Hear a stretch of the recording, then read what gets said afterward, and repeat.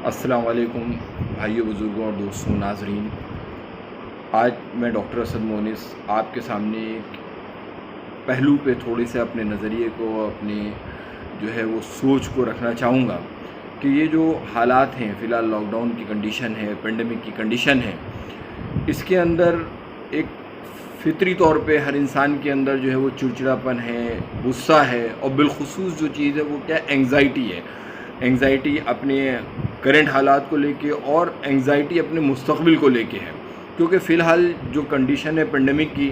तो इस लेवल पे पेंडेमिक जो लास्ट टाइम हुआ था वो एक स्पेनिश फ्लू की शक्ल में 1918 और 20 में हुआ था। तो अब ज़ाहिर सी बात है कि 100 साल बाद एक इस तरह के हालात आए हैं, तो ये इस जनरेशन के लिए पहली बार है, एक नई चीज़ है, नया एक्सपीरियंस। तो इसमें ये फ़ितरी है कि इंसान के अंदर एंग्ज़ायटी हो, तो उस एंग्ज़ायटी से, चिड़चिड़ेपन से हम कैसे बचें और उससे कैसे निकलें, तो इस पे मैं अपने नज़रिए को आपके सामने पेश करना चाहूँगा। अब इसमें दो पहलुओं के एतबार से मैं बात करूँगा। पहला तो एक दीनी एतबार से है, ये इस पर असल तो बात जो है वो उलमा इकराम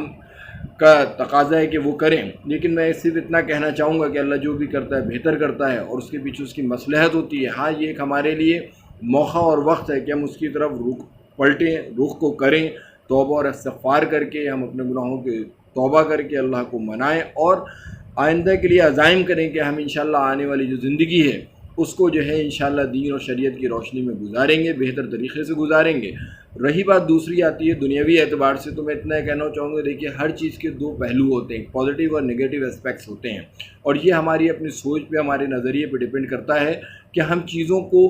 किस पहलू पे हमारी नज़र होती है और फोकस होता है। That we can rejoice that thorns have roses और we can complain that roses of thorns. हम इस बात के लिए खुश भी हो सकते हैं कि कांटों में फूल हैं, या इस बात के लिए हम परेशान और तकलीफ़ में भी हो सकते हैं कि फूलों के दरमियान में भी कांटे हैं। तो ये हमारी अपनी सोच, हमारा एटीट्यूड डिसाइड करता है।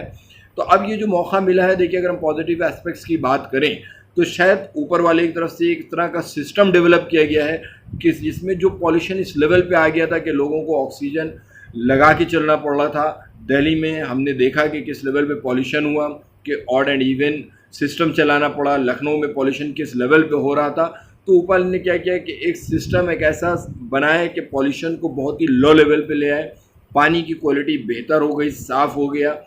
और उसके साथ क्या हुआ कि हम सबको इन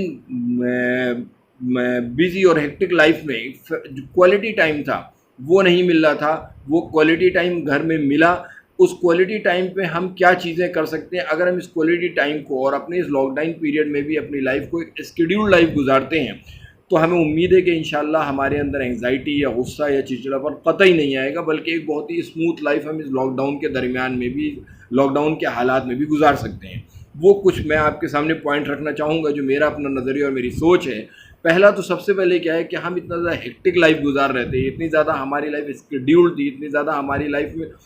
बिज़ी थी कि हमने बहुत सारी चीज़ों से हमारा बिल्कुल फोकस सा हट सा गया था, जिसमें से सबसे पहली चीज़, सबसे अहम चीज़ थी वो हमारी अपनी खुद की सेहत थी।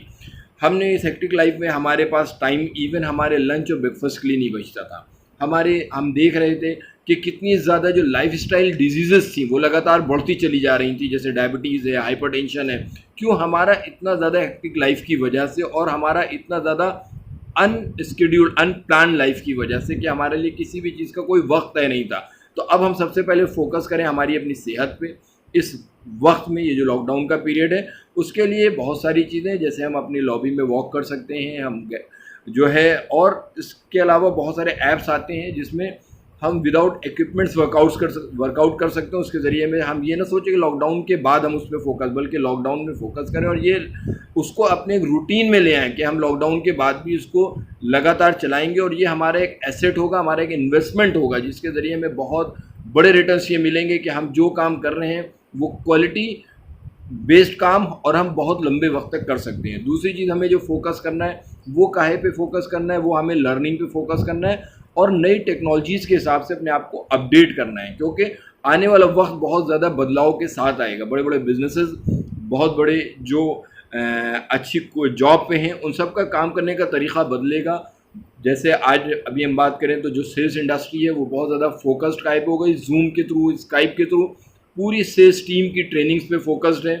डॉक्टर्स ऑनलाइन कंसल्टेशन दे रहे हैं, बिजनेसेस ऑनलाइन हो रहे हैं, तो हम भी अपने आप को ऑनलाइन या जो भी नई टेक्नोलॉजीज है उसके हिसाब से सीखने में वक्त को लगाएं, ताकि हम अपने आप को अपडेट कर सकें और कल जो गुजरे हुए जो आने वाला वक्त है उसमें हम उसके हिसाब से अपने बिजनेसेस को, अपने जॉब में भी टॉप पे रह सकें। तीसरी चीज़ क्या है, हम अपने बच्चों की अपब्रिंगिंग पे फोकस करें, जो हम शायद नहीं कर पाते थे। हम इतनी ज़्यादा हेक्टिक लाइफ गुजार रहे थे, दीनी के अलावा दुनियावी एतबार से उनको सही और गलत का, हलाल और हराम का, सच और झूठ का, हम उनको उसके बारे में बताएं, उनको लेके बैठें, हम उनकी अच्छी अपब्रिंगिंग करें। चौथी चीज़ जिसमें हम फोकस कर सकते हैं वो क्या है कि हम कम्युनिकेशन जो गैप हो गए थे हमारे अपने रिलेशंस में, हमारे अपने क्लाइंट्स में, हमारी अपनी टीम्स में, हम वो कम्युनिकेशन को मेंटेन करें फ़ोन्स के थ्रू, और हम दोबारा उस बॉन्डिंग को डेवलप करें अपने रिलेटिव्स के साथ, अपने क्लाइंट्स के साथ, अपनी टीम के साथ। तो क्या है कि इससे हमें आने वाले वक्त में बहुत अच्छे आउटपुट और रिजल्ट्स मिलेंगे, रिलेशंस भी अच्छे होंगे और हमारे बिजनेस भी बढ़ेंगे। और पांचवी जो चीज़ है क्या है कि हम उसमें क्वालिटी फैमिली टाइम निकालें, कि ये जो टाइम है हम उसको ये ना सोचें कि हमारे ऊपर बोझ है, बल्कि हम ये सोचें कि हमें एक बहुत अच्छा मौका मिला है जिसमें हम अपनी फैमिली के साथ एक अच्छे क्वालिटी टाइम को स्पेंड कर सकते हैं। और अगर हम इस तरह से हमें लगता है कि वक्त को गुजारेंगे तो शायद इस लॉकडाउन के पीरियड में भी हमारा जो दिन भर का शेड्यूल होगा उतना अच्छा होगा कि हमारा कहीं से टाइम वेस्ट नहीं होगा, ना हमें बिल्कुल एंग्जाइटी होगी, ना हम झुंझलाहट, ना गुस्सा होगा, बल्कि हम इस टाइम को भी इंजॉय कर रहे होंगे। और उसके साथ एक और बहुत अहम चीज़ है कि हम जब अपने से नीचे वालों को देखेंगे तो हमें लगेगा कि आज हमारे पास वो सारी चीज़ें, ज़रूरियात ज़िंदगी मौजूद हैं जो शायद बहुत सारे लोगों के पास नहीं है, जिसको देखते हुए हमारा अंदर एक शुक्र का, अल्लाह का जो है वो जज्बा पैदा होगा, जिससे भी हमारे अंदर एंग्जाइटी और चिड़चिड़ापन या गुस्से जैसी इंशाअल्लाह चीज़ें नहीं आएंगी। अस्सलाम वालेकुम।